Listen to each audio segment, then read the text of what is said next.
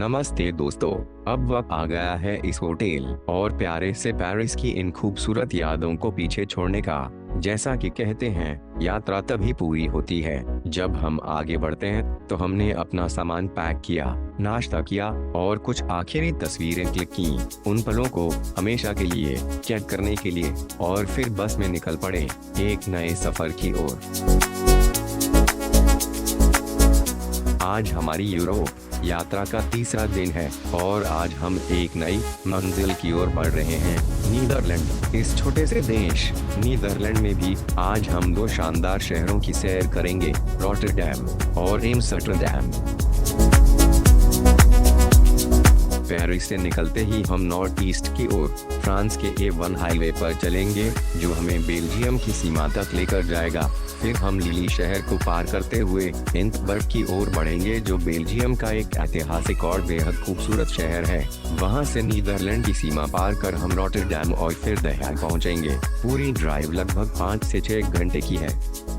लगभग 2 घंटे के बाद टोटल एनर्जीज पेट्रोल स्टेशन पर एक शॉर्ट ब्रेक लिया गया। हमने कुछ स्नैक्स खाए और पार्क में आराम किया, साथ ही यादगार के लिए कुछ फोटो भी लिए।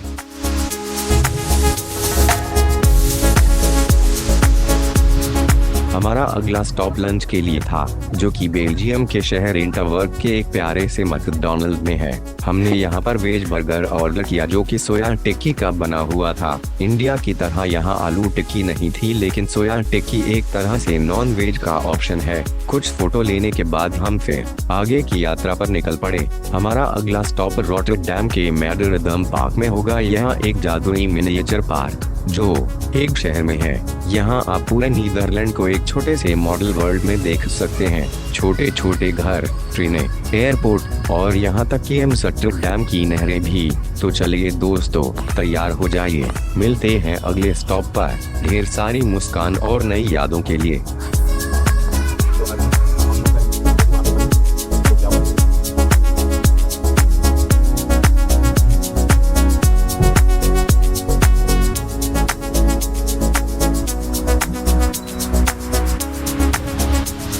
हेग सिटी में हमने एक बात नोटिस की, वह यह कि यहाँ साइकिल का बहुत प्रचलन है। स्वागत है आपका एक ऐसी जगह जहाँ पूरा नीदरलैंड आपकी हथेली पर समा जाता है। मैडरडैम एक मिनिएचर पार्क है जो 1952 में खुला था। यहाँ आपको नीदरलैंड्स की मशहूर जगहें, इमारतें, एयरपोर्ट्स और पब्लिक ट्रांसपोर्ट सब कुछ छोटे आकार में देखने को मिलेगा। मैडरडैम की सबसे खास बात यह है कि ये सिर्फ एक टूरिस्ट अट्रैक्शन नहीं है, ये एक कहानी है। एक लड़के की कहानी, जॉर्ज मैडरॉ की, जो वर्ल्ड वॉर 2 के दौरान लड़ते हुए शहीद हो गया था। उसी की याद में ये जगह बनाई गई है।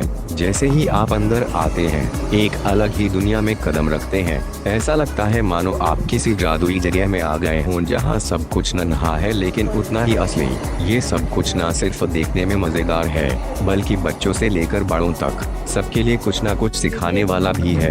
यहाँ से आप स्टार्ट कर सकते हो, ये पूरा ऐसे सर्कल में ही है। और यहाँ पे देखिए लिखा है टेस्ट ऑफ वॉलेट। यहाँ पे हमारी टी कॉफ़ी रहेगी 430। ये 430 हमारी टी कॉफ़ी रहेगी। उसके अंदर ही वॉशरूम है। वहाँ से आप जाओगे आगे, वाइट कलर राइट साइड पे वॉशरूम है, रेस्ट रूम है। तो भी शॉप ओके 430 ये पूरा देखिए 430 हम यहाँ पे चाय को पूरा एरिया।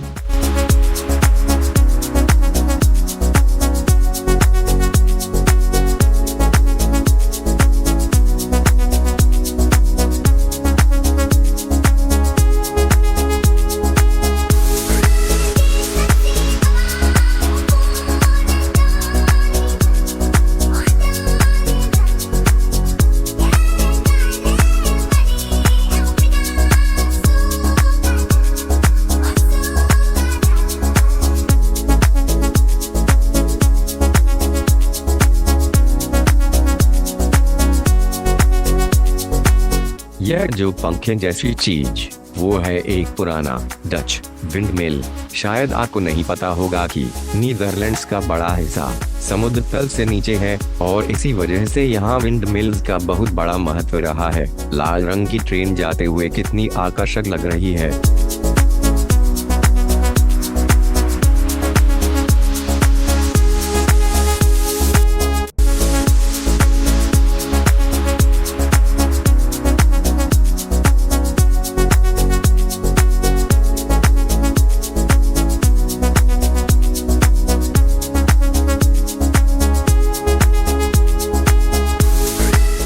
यह जो जहाज आप देख रहे हैं वो केवल एक शो पीस नहीं है, यह एक इंटरएक्टिव मॉडल है जिसमें दर्शक खुद हिस्सा ले सकते हैं। यहाँ एक मिनी बोट तैयार किया गया है जिसमें कार्गो शिप्स, कंटेनर क्रेन्स और लोडिंग डॉक्स हैं। आप एक बटन दबाकर देख सकते हैं कि कैसे मिनी कंटेनर उठते हैं, कैसे जहाज धीरे धीरे चलकर डॉक में आता है और कैसे असली पोर्ट्स की तरह ट्रैफिक कंट्रोल सिस्टम काम करता है। यहाँ का हर मॉडल, चाहे वो जहाज हो या कंटेनर क्रेन, सब सोलर एनर्जी या हाइड्रोलिक सिस्टम से चलता है। छोटे बच्चे और बड़े सभी इसके साथ खेलते हुए नीदरलैंड्स की मैरीटाइम ताकत को करीब से समझ सकते हैं।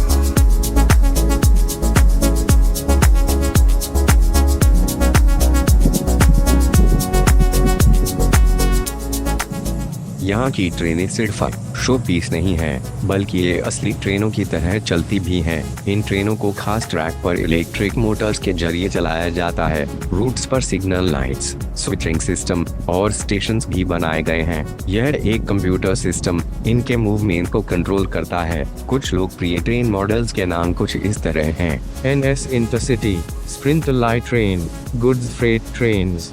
हर ट्रेन को असली नीदरलैंड्स की ट्रेनों के रंग, लोगो और डिजाइन में ही बनाया गया है।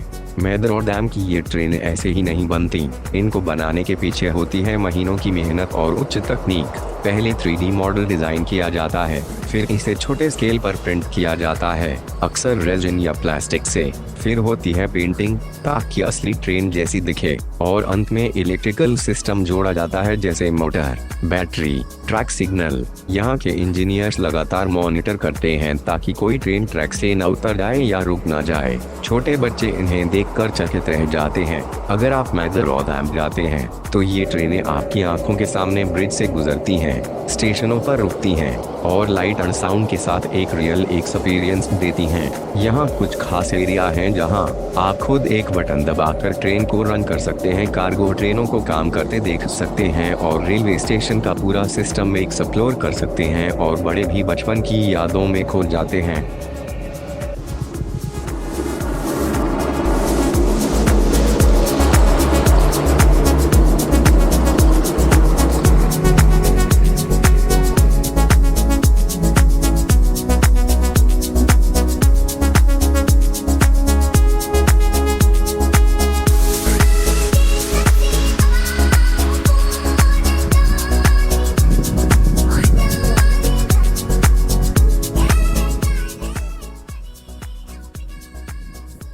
यह फैक्ट्री मॉडल डच बेकिंग परंपरा को दर्शाता है, खास तौर पर मिठाई और कुकीज जो नीदरलैंड की खास पहचान है।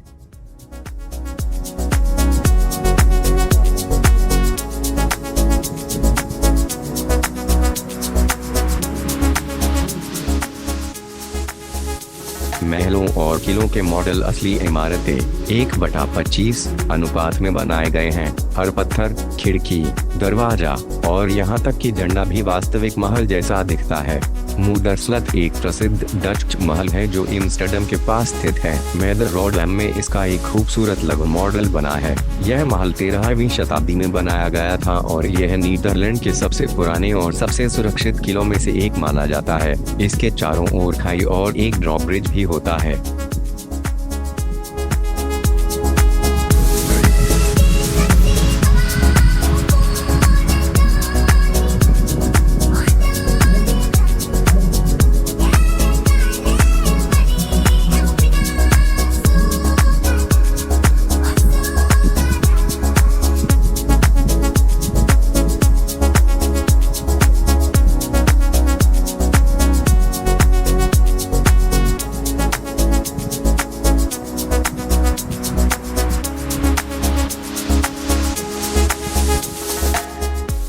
मैडरोडैम में बना यह चर्च सिर्फ एक छोटी इमारत नहीं है, यह नीदरलैंड के धार्मिक और सांस्कृतिक इतिहास की कहानी कहता है। इसका डिजाइन असली डच चर्चों की शैली पर आधारित है। ऊंचे टावर, रंगीन कांच की खिड़कियां और बारीक नक्काशी वाला स्थापत्य। यह चर्च का मॉडल आमतौर पर न्यूकेर्क या आउटकेर्क जैसे प्रसिद्ध डच चर्चों पर आधारित होता है।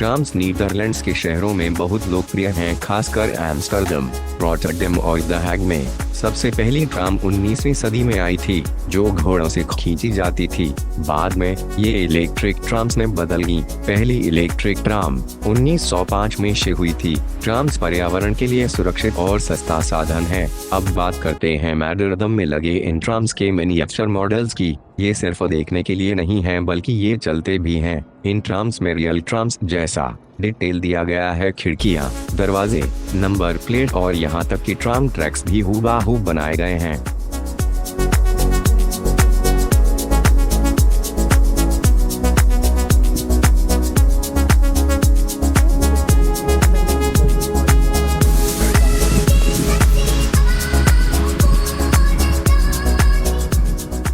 अब हमारा फोकस है ट्राम एक्सपीरियंस पर, जो एक इंटरैक्टिव और इमर्सिव शो है, जहां आप समय में पीछे जाकर नीदरलैंड्स की कहानी को खुद महसूस कर सकते हैं। जैसे ही आप अंदर आते हैं, माहौल एकदम बदल जाता है। यहां आप एक थिएटर में होते हैं, लेकिन यह कोई आम थिएटर नहीं है। यहां एक स्क्रीन पर लाइव दिखते हैं और आपकी आंखों के सामने डच हिस्ट्री जिंदा हो जाती है। आप इसे महसूस करें और बताएं कि आपको यह कैसा लगा।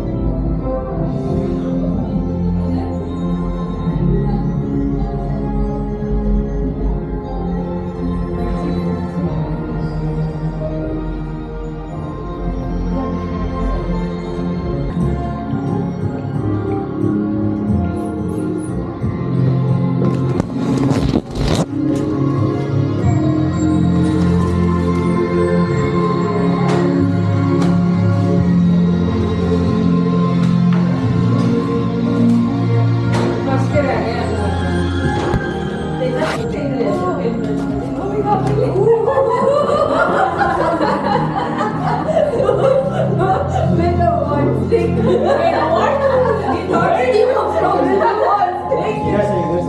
we thought actual magic happened. एक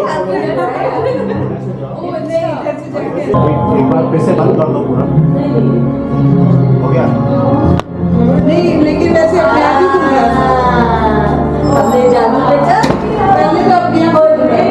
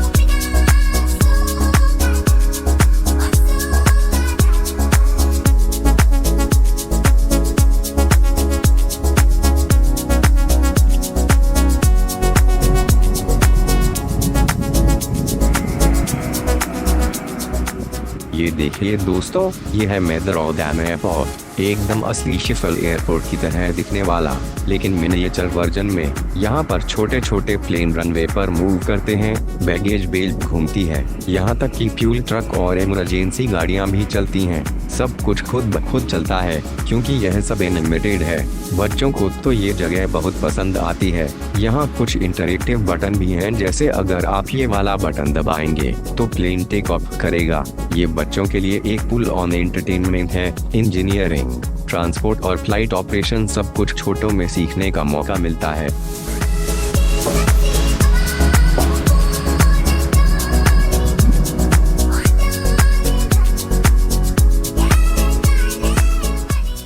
दोस्तों, ये जो आप देख रहे हैं, ये है नीदरलैंड्स की आधुनिक पवन चक्कियाँ, जो बिजली बनाने में मदद करती हैं। मेदरऑडम में इन्हें इस तरह डिजाइन किया गया है कि बच्चे और बड़े दोनों समझ सके कि कैसे ये टरबाइन हवा की ताकत को बिजली में बदलती हैं। और सबसे कमाल की बात, ये मिनी टरबाइन असली विंड एनर्जी पर भी काम करती हैं। यहाँ एक बहुत मजेदार इंटरएक्टिव सेटअप है। आप खुद बटन दबाकर हवा की दिशा बदल सकते हैं और देख सकते हैं कि कैसे बिजली पैदा होती है। बच्चों के लिए यह एक शानदार लर्निंग एक्सपीरियंस है। नीदरलैंड्स दुनिया के उन देशों में है जहां विंड एनर्जी बहुत बड़े स्तर पर इस्तेमाल होती है। मेदरऑडम इसका एक छोटा लेकिन प्रभावशाली रूप है, जो दिखाता है कि आने वाला भविष्य कितना ग्रीन और सस्टेनेबल हो सकता है।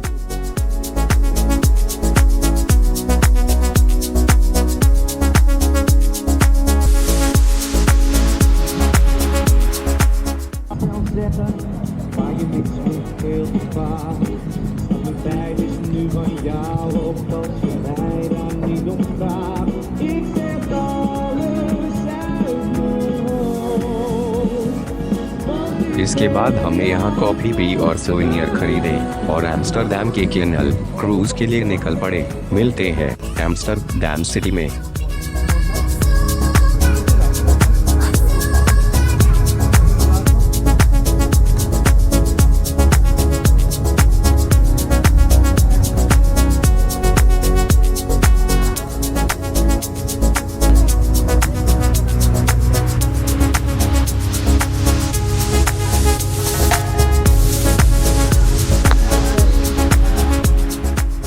एम्स्टर्डम, नीदरलैंड्स की राजधानी। एम्स्टर्डम के लोग साइकिल चलाने को बहुत पसंद करते हैं। पूरे शहर में साइकिल ट्रैक्स हैं जो पर्यावरण के प्रति जागरूक जीवन शैली को दर्शाते हैं। आज हम आपको लेकर चलने वाले हैं एक बहुत ही खास और खूबसूरत एम्स्टर्डम सिटी कैनल क्रूज सैर पर। अपने खूबसूरत नहरों, टेढ़ी मेढ़ी गलियों और अनोखी वास्तुकला के लिए मशहूर है। इसे नॉर्थ का वेनिस भी कहा जाता है क्योंकि यहाँ 165 से भी ज्यादा नहरें हैं। आज हम इन नहरों की सैर एक बोट क्रूज के जरिए करने जा रहे हैं। हमारी बोट धीरे धीरे चल रही है और पहली ही झलक में आपको दिखाई देंगे वो पुराने क्लासिक डच हाउस, पतली, ऊंची और रंग बिरंगी इमारतें जो सन 1600 के आसपास बनी थीं। इन नहरों को ग्राचटेन कहा जाता है और ये 17वीं सदी में बनाई गई थीं, जब एम्स्टर्डम यूरोप का एक बड़ा व्यापारिक केंद्र बन चुका था। उस वक्त व्यापार के लिए पानी के रास्ते सबसे आसान थे और इन्हीं नहरों ने शहर को समृद्ध बनाया। आप देख सकते हैं पानी पर तैरती हुई छोटी छोटी हाउस बोट्स, जिनमें लोग असली घर की तरह रहते हैं। और ये कोई मामूली बोट्स नहीं है, इन बोट्स में किचन, बेडरूम और यहाँ तक कि छोटे छोटे गार्डन भी होते हैं। आपको यहाँ बहुत सारे पुल भी दिखेंगे। एम्स्टर्डम में 1200 से भी ज्यादा पुल हैं और हर एक की अपनी कहानी है। कुछ लकड़ी के हैं, कुछ पत्थर के और कुछ इतने पुराने हैं कि लगता है जैसे वक्त के साथ ठहर गए हैं।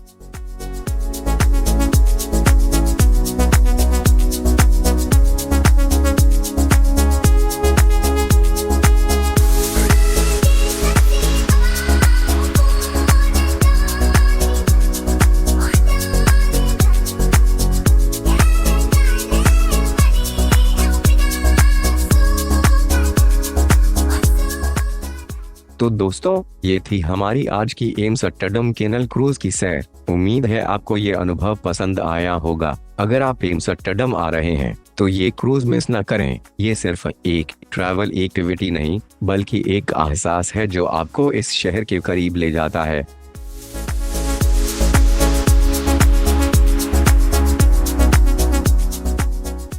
ये है आइबिस होटल, जहां हम आज रात रुक रहे हैं। यह एयरपोर्ट के पास है और एक मॉडर्न और क्लीन लुक वाला होटल है। अंदर आते ही एक बहुत बड़ा और सुंदर लॉबी है। चेक इन प्रोसेस काफी स्मूथ रहा। स्टाफ फ्रेंडली है और इंग्लिश में आसानी से बात करते हैं। रूम सिंपल और क्लीन है कि एक comfortable bed, work desk, TV और एक छोटा सा बाथरूम विद शावर। डिनर का अरेंजमेंट होटल में ही किया गया था। एक पैक्ड फूड बॉक्स जिसमें नूडल्स, सोया, वेज और सलाद था। डिनर के बाद थोड़ी देर बातें करने के बाद हम आज का डेटा डाउनलोड करके सो गए। दोस्तों, आज का एपिसोड कुछ बड़ा हो गया है तो इसे यही क्लोज करते हैं। शुभ रात्रि, कल सुबह मिलेंगे। नमस्ते।